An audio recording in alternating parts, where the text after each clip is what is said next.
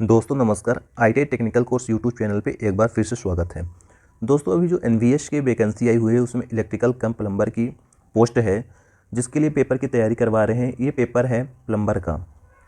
दोस्तों चैनल पे नए हो चैनल को सब्सक्राइब कर लेना।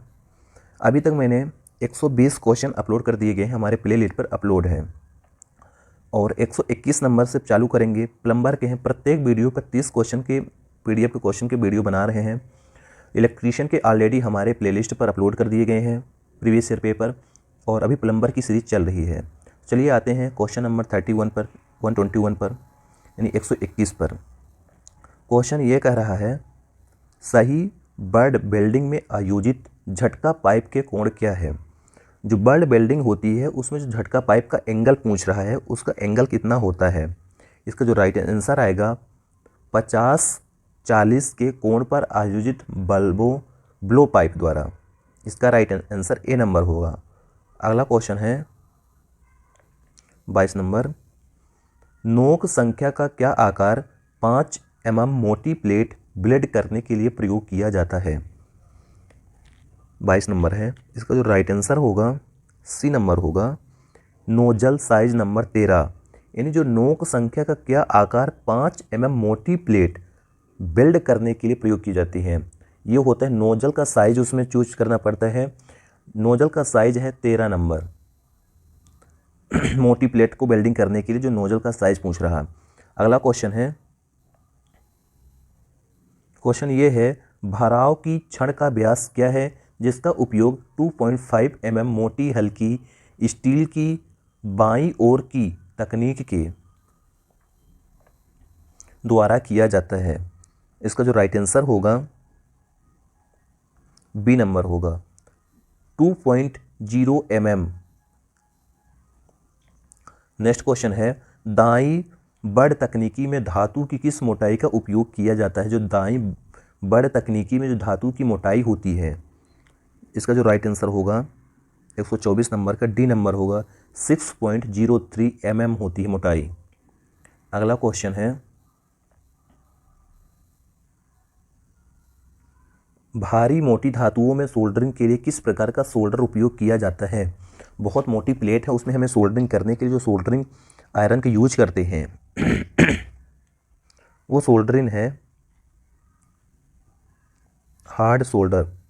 भारी हैवी प्लेट सोल्डर करने के लिए हम लोग हार्ड सोल्डर का यूज करते हैं। नेक्स्ट क्वेश्चन है, सॉफ्ट सोल्डर का मिश्रण क्या है। कठोर सोल्डर, सॉफ्ट सोल्डर जो पूछ रहा है। सॉफ्ट सोल्डर का जो मिश्रण है वो है लेड और टिन। लेड और टिन का मिश्रण होता है 60% टिन, 40% लेड का मिश्रण से बनाया जाता है सॉफ्ट सोल्डर। अगला क्वेश्चन है, किस प्रकार के सोल्डरिंग आयरन कॉपर टिप को फोर्ज द्वारा गर्म किया जाता है।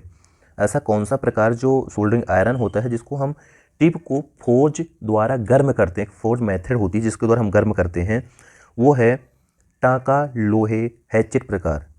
सोल्डरिंग आयरन को ही हम लोग फोर्ज द्वारा गर्म करते हैं। नेक्स्ट क्वेश्चन है, सोल्डर का उपयोग क्या है। क्वेश्चन दिया गया सोल्डर का उपयोग क्या है, देखते हैं आंसर में क्या क्या ऑप्शन दिखाता है। इसमें ऑप्शन है, राइट आंसर ये रहेगा कि जो सोल्डर का उपयोग ये है कि हीटर और सामान्य बिजली के काम के लिए।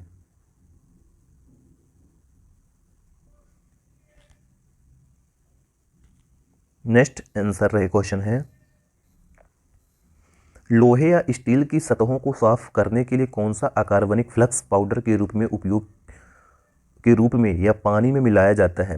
लोहा हो या स्टील हो, उसके सतह को हम साफ करने के लिए जो अकार्बनिक फ्लक्स पाउडर यूज करते हैं वो होता है अमोनियम क्लोराइड। दोस्तों अमोनियम क्लोराइड को मिलाकर हम लोग उसको यूज कर सकते हैं, अच्छे से साफ कर सकते हैं। नेक्स्ट क्वेश्चन है, टांकने में शामिल होने वाली सतह के बीच अधिकतम अनुमानतः अंतर क्या है। टांकने में शामिल होने वाली जो सतह के बीच अधिकतम अनुमत अंतर पूछ रहा है। इसका जो राइट आंसर होगा सी नंबर होगा, 0.08 mm अंतर होना चाहिए। नेक्स्ट क्वेश्चन है,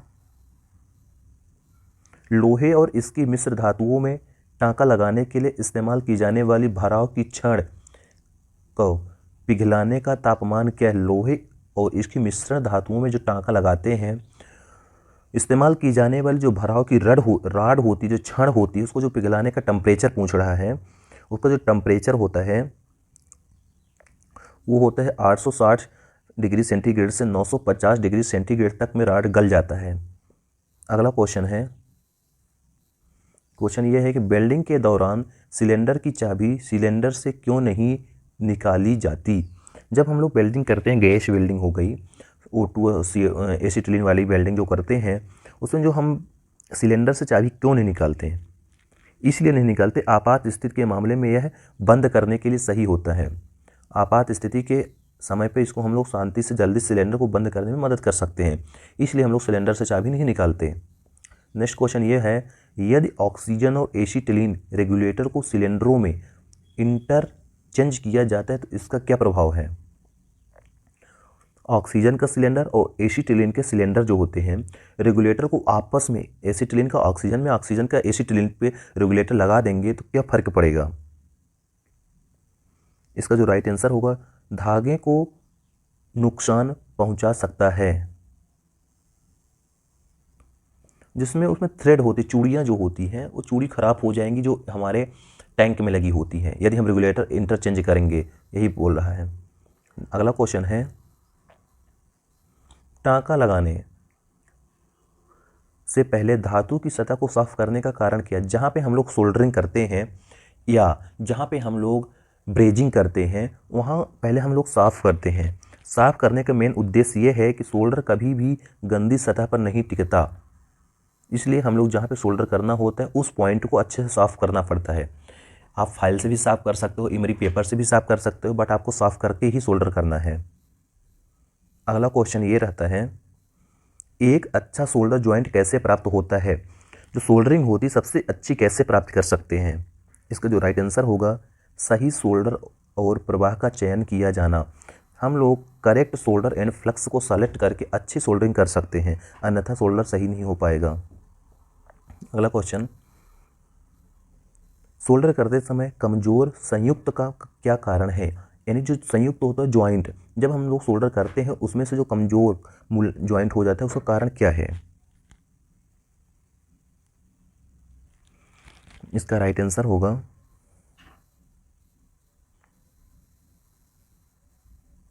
डी नंबर।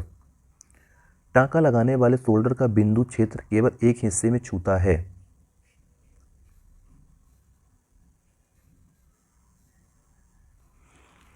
अगला क्वेश्चन ये है कि मिस्त्री उपकरण का नाम क्या है? जो इस तरह के मिस्त्री होते हैं उस उपकरण का नाम क्या है? इसका जो राइट आंसर होगा सावाल।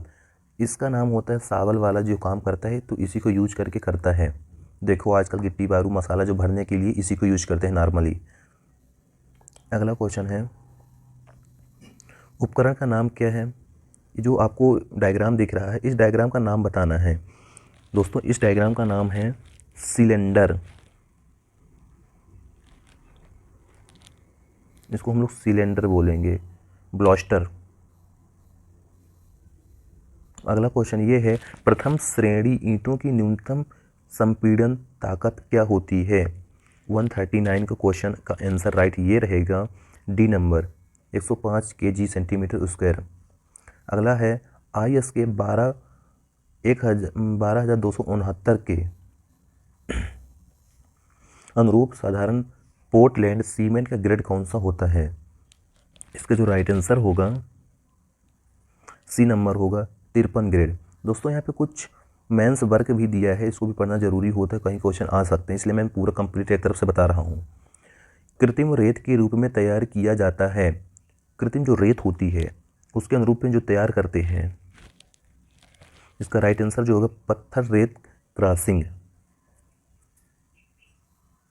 अगला क्वेश्चन है, IS चलानी नंबर 120 के माध्यम से कुचल बजरी रेत के वजन में प्रतिशत क्या होता है? इसका राइट आंसर होगा 45 से 85। अगला क्वेश्चन ये है, तृतीय श्रेणी ईंटों की अधिकतम संपीड़न ताकत क्या होती है? इसका जो राइट आंसर होगा 35 किलोग्राम सेंटीमीटर स्क्वायर। अगला क्वेश्चन है, आरसीसी के लिए एमएम में समुच्चय का अधिकतम अनुशांसिक आकार क्या है जो बांस, बेसिन जैसे सभी प्रीकॉस्ट वस्तुओं के लिए काम करता है? इसका राइट आंसर होगा 12 से 20 mm। अगला क्वेश्चन ये है, मानक के प्रकार क्या है? यहाँ मानक दिया गया है, इसका प्रकार बताना आपको, ये कौन से प्रकार हैं मानक के प्रकार? इसका राइट आंसर होगा सी नंबर, सीढ़ी मचाना, सीढ़ी स्कैफोल्डिंग।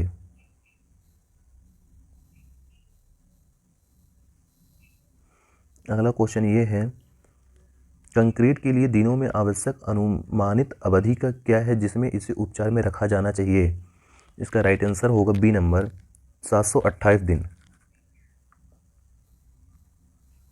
नेक्स्ट क्वेश्चन ये है, कौन से 25 mm में से अधिक तैयार सतहों की प्लास्टर की मोटाई संगमरमर की तरह बहुत अधिक नहीं होती? प्लास्टर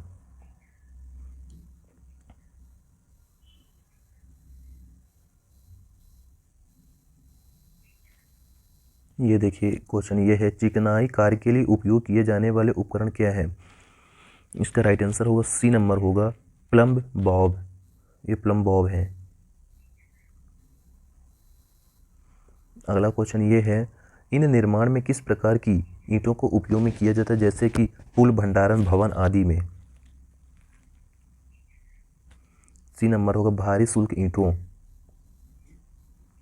150 ये है कि ईंटों के किस चिकनाई को प्रत्येक 5 सेंटीमीटर मोटाई की दूरी के साथ क्रॉस बार किया जाता है? इसका राइट आंसर होगा सी नंबर, हेडर बंधन। दोस्तों 150 क्वेश्चन हो गए हैं, हमारे आगे पीछे की वीडियो प्लेलिस्ट में अपलोड कर दिए गए हैं।